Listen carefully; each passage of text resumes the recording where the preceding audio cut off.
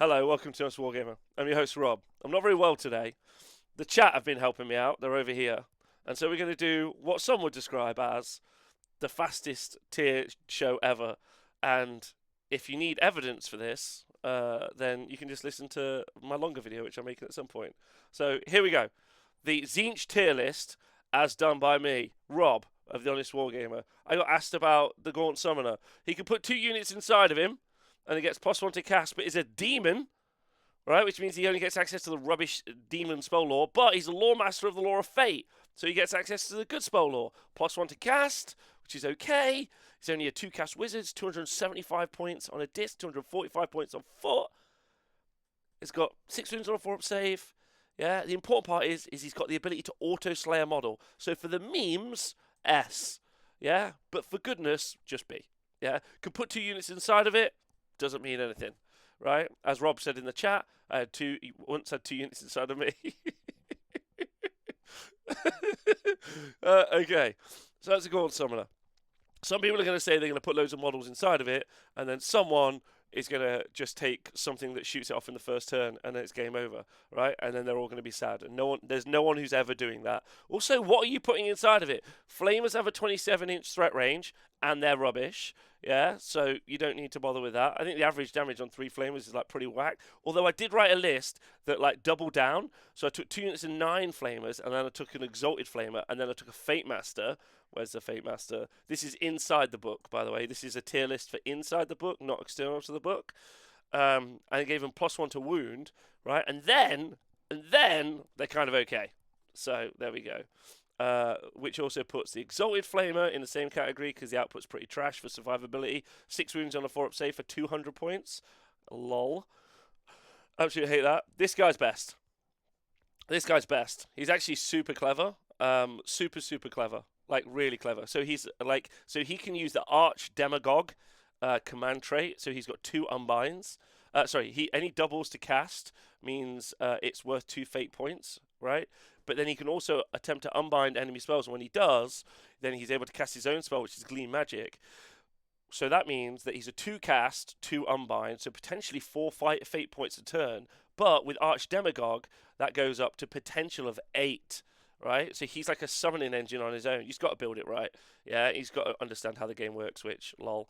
Magister is fine. Oh, there's that one cute trick you can do with killing itself in the cron spine, but that's boring and requires a cron spine. So get out. Hate that. That's fun. Blue Scribes, they're a great ally, but they're pretty mediocre other than that.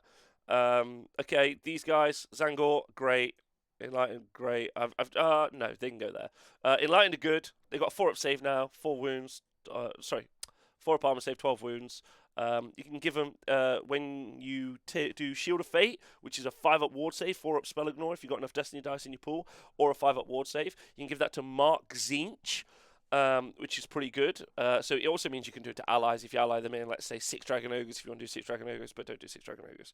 But you could ally them in. Yeah. 2 Lords of Change in the Summoner. But what if they kill the Summoner? Like, lol.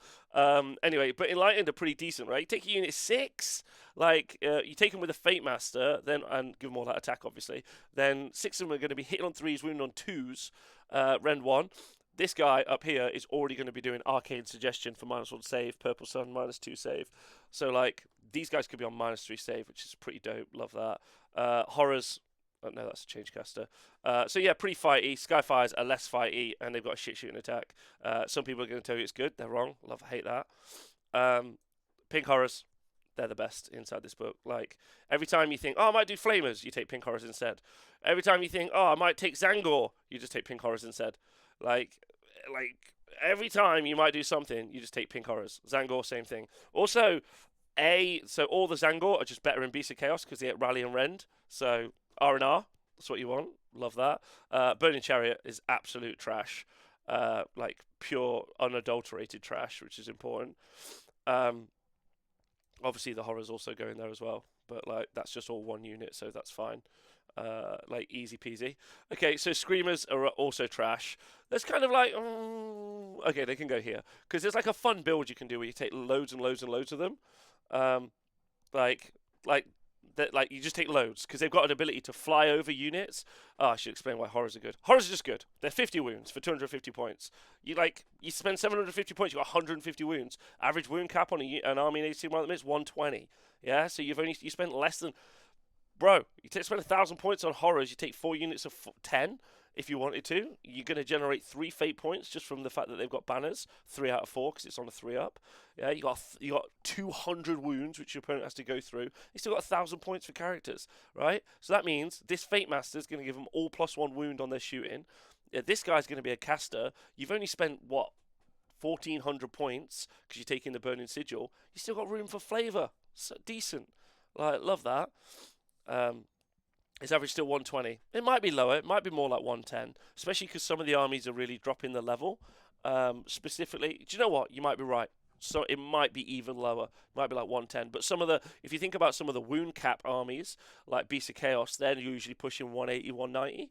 So it's not inconceivable that people are already used to trying to deal with that many wounds. So anyway. These guys are okay. The Carrick Acolytes, they got like a fun build you can do. Zangor. They're okay. There's a fun build where you just take loads of them and you have the flags.